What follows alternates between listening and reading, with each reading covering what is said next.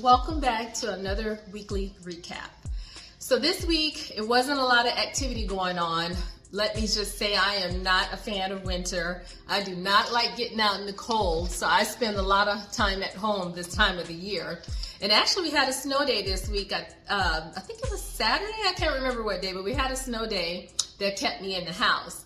So this week, I did a lot of relaxing. I had bought this really nice recliner off Amazon. Amazon's my go-to, but I bought this recliner off of Amazon, and it's a really nice kind of a burnt orange color, and I kind of threw blankets and some pillows to kind of make it look more relaxing, and it's very comfortable. It reclines, it swivels, it doesn't have a vibration and heating, which is one of the chair's criteria that I was looking for in the beginning, but it's really nice. It's very comfortable. It's a great reading chair.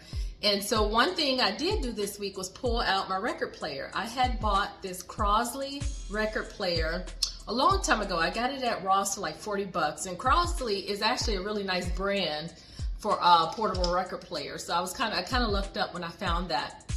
But I had a few albums that I had purchased months ago, shame to say, months ago, that I blew the dust off of it and played those. So that was kind of a relaxing evening, and I did it multiple times this week, sitting back, listening to my records, and just kind of vibing. I've been doing the hats. I posted some pictures of the last hat I had put together, which was a camouflage with the lace on it. So I had another style of a hat that I did, and I haven't put it together yet, but I'm working on that to put it together, so stay tuned. So for those of you on my Facebook, you saw this week where I posted a YouTube video. It was a video called How to Trick the Brain into Liking Discipline. And so something that I learned this week that was very powerful, which is why I shared that video, is it talked about how the brain is still kind of wired for the Stone Ages. It's thinking about conserving energy. It's thinking about dopamine, seeking dopamine, such as staying warm. It doesn't want to, it's another good reason why when you're nice and cozy and warm in bed, it's hard to get up because it's cold in your room, it's cold outside, and your brain is like, hey, we need to survive by staying in this warm bed. It's seeking dopamine, which is that natural high, which is a lot of times you see people that are addicted to their cell phones, they're addicted to social media. Social media is like one of the biggest dopamine providers that we have right now, which is why a lot of people are on it. The other thing about conserving energy, your body wants to save that energy for when it's time for danger, or it's a time of danger. You have what you need to run away, to get away. And so it's a survival mode, which is why, it's hard to exercise. Your body's like, no, don't go exercise. You need this energy. What if there's an emergency? Save that energy. So this video talks a lot about how to tricking your brain into not thinking those things until you can get things done. It talks about building systems and building habits to where you just do. You don't even give your brain a chance to think about it. You just do.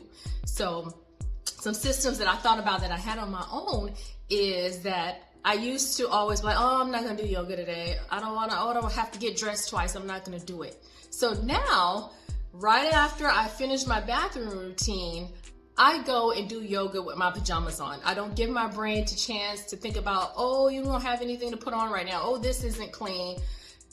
I'm automatically saying, scratch that. I'm in my pajamas. I'm doing it in my pajamas. I'm getting yoga done. Another system that I've had to put into place to keep my brain from talking me out of things is I put all my healthy stuff on the countertop. And the stuff that's not so healthy, because I'm big on sweets, I hide that in the cabinets. I put it down low in the back. So I really have to exert a lot of energy to get the stuff I'm not supposed to have.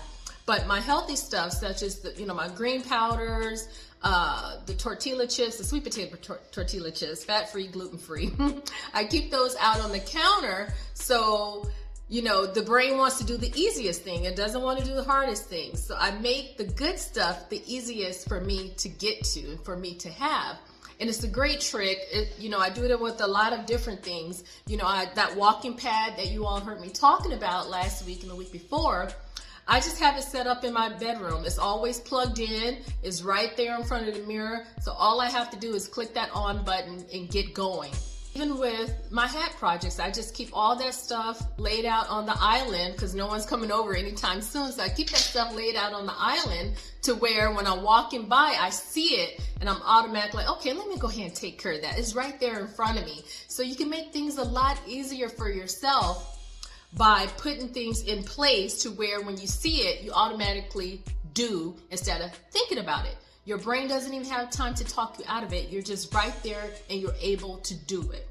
So I encourage you, look at this video, I'm gonna post a link down up under this video so you can see what I'm talking about. And if you saw it on Facebook, definitely go back and listen to it, because a change, your brain is automatically gonna say, oh, this is a change. Let's fear it, let's run, let's flee the scene.